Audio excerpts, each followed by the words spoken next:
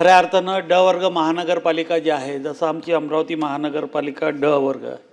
आपण पाहिलं की दिवसेंदिवस शहरी भागाची लोकसंख्या वाढत आहे.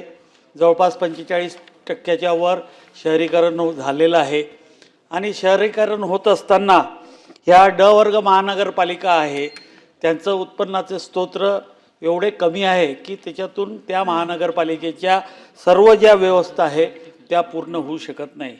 मागे आपल्याला जर आठवत असेल तर नागपूरला एकनाथ शिंदे साहेब असताना त्यांनी मुख्यमंत्री नागरी सडक योजना म्हणून जाहीर केली होती, परंतु त्या योजनेला आत्तापर्यंत कधीही बजेट प्रोव्हिजन करण्यात आलेली नाही.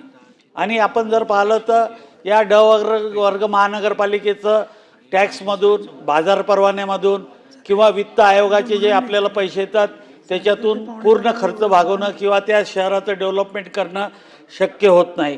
आणि त्यामुळं या महानगरपालिकेला बजेटमधून किंवा नवीन काहीतरी त्याच्यासाठी धोरण आखण्याची खऱ्या अर्थानं गरज आहे. नाहीतर आमच्यासारख्या ड वर्ग महानगरपालिकेमध्ये आज जी परिस्थिती आहे की वर्षभर कॉन्ट्रॅक्टरचे पैसे देऊ शकत नाही, आमचे कर्मचाऱ्यांचे पगार होऊ शकत नाही. आणि त्याच्यामुळे हे प्रश्न जे आहे त्या प्रश्नासाठी खऱ्या अर्थानं शासनाने या छोट्या महानगरपालिका आहे ड वर्ग क वर्ग याच्यासाठी नवीन धोरण आखण्याची गरज आहे. आपण इकडे पाहतो की मुंबई महानगरपालिकेत पैसे कसे खर्च होऊन राहिले किंवा भ्रष्टाचार किंवा आमच्या इकडे प्रश्न आहे की आमच्या महानगरपालिकेला पैसे नसल्यामुळं तिथं ताण पडतो आहे. तर त्याच्यासाठी आपल्याला नवीन धोरण या छोट्या महानगरपालिकेसाठी करण्याची खऱ्या अर्थानं गरज आहे. आपण पाहतो की नगरोत्थानचे जे पैसे आपण नगरपालिकांना देतो, आता तो नगरोत्थानचा जो GR आहे तो महानगरपालिकेसाठी आहे, तो सर्वच अ वर्ग ब वर्ग क वर्गसाठी सर्वांसाठी आहे. आणि तिथं जो GR आहे त्या GR मध्ये 70% पैसे शासनाचे आणि 30% त्याला मॅचिंग ग्रँट द्यायची आहे, ती महानगरपालिका द्यायची. आता आमच्या छोट्या महानगरपालिका 30% ग्रँट देऊ शकत नाही, म्हणून ते पैसे आमच्या महानगरपालिकेला भेटत नाही. आणि ज्या महानगरपालिकेजवळ पैसे आहे त्याच महानगरपालिकेकडे हे पैसे जातात. आम्ही मागं 2-3 वेळा आम्ही सातत्याने हे मांडत आहे की हा जो GR आहे नगरोत्थानचा GR, तिथं खऱ्या अर्थानं ह्या ज्या छोट्या महानगरपालिका आहे त्याच्यासाठी 10% त्या स्थानिक स्वराज्य संस्थेचं जे कॉन्ट्रिब्युशन आहे ते 10%वर आणावं आणि जवळपास 90% पैसे जे आहे ते महानगरपालिकांनी बेअर करावे, अशी ही आमची शासनास विनंती आहे.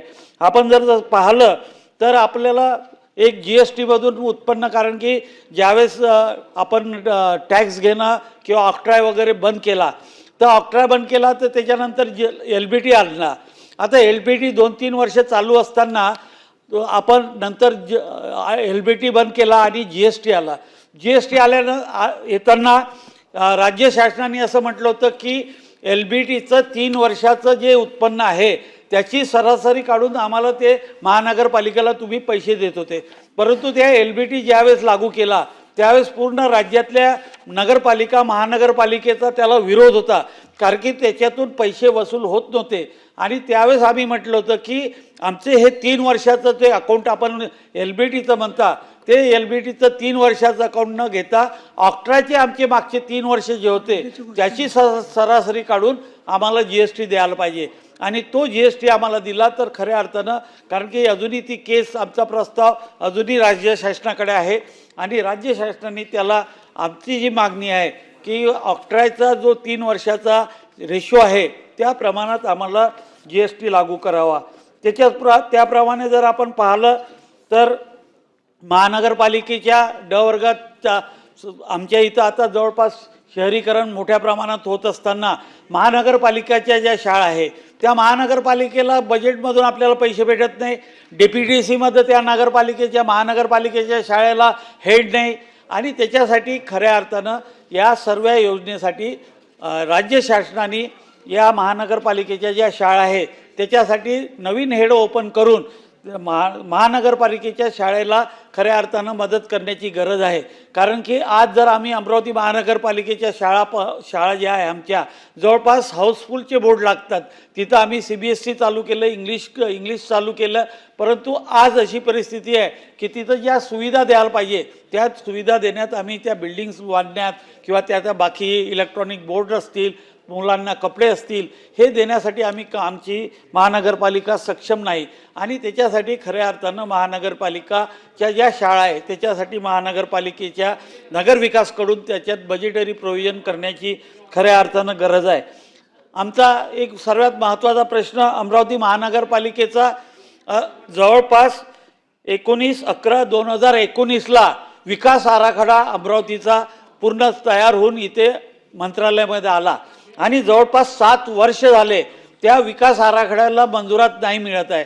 आणि 7 वर्षापासून आमचा जो पूर्वीचा जो विकास आराखड्याचे जे रिझर्वेशन होते तेही काम करू शकत नाही आहे आणि नवीन जो विकास आराखडा करून पाठवला त्यालाही जवळपास 7 वर्षापासून मंजुरात मिळाली नाही आहे.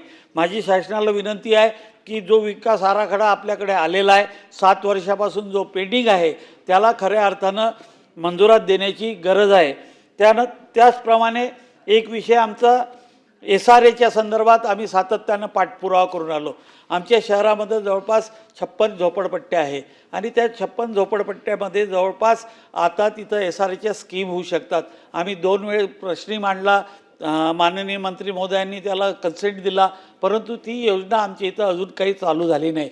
माझी शासनाला आपल्यामार्फत ही विनंती आहे की येणाऱ्या काळामध्ये अमरावती महानगरपालिकेमध्ये ज्या झोपडपट्ट्या फिजिबल होऊ शकतात तिथं तो SRAचा प्रोजेक्ट अमरावतीमध्ये चालू करावा ही विनंती करतो. आणि सभापती महोदयांचे आभार मानतो की आम्हाला माझे शब्द म्हणजे मांडण्याचा जो वेळ दिला त्याबद्दल आपले आभारी आहे. धन्यवाद.